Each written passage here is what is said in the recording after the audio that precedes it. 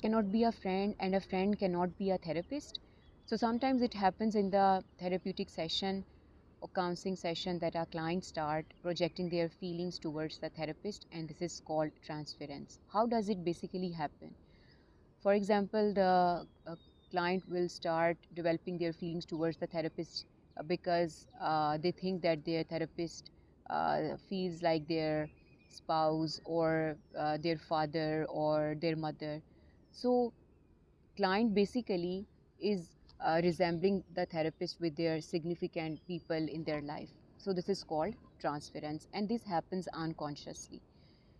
If a client shares these feelings with their therapist, that they have developed such feelings towards them, and at the same time there is good therapeutic alliance between the therapist and the client, so and an expert therapist know how to deal such situation. So a therapist can further share like how they can use this attachment or the feelings in the betterment or wellness healing for the client. At the same time, the therapist will also be very clear and explicit about this thing, that they have boundaries in the therapeutic relationship and they cannot be friends with each other.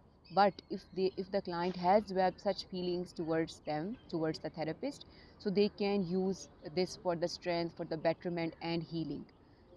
And if still things get well, so a client will get a lot of help in that manner. And having the transparency doesn't mean that there is that this is the weakness of the counseling session or things would get worse.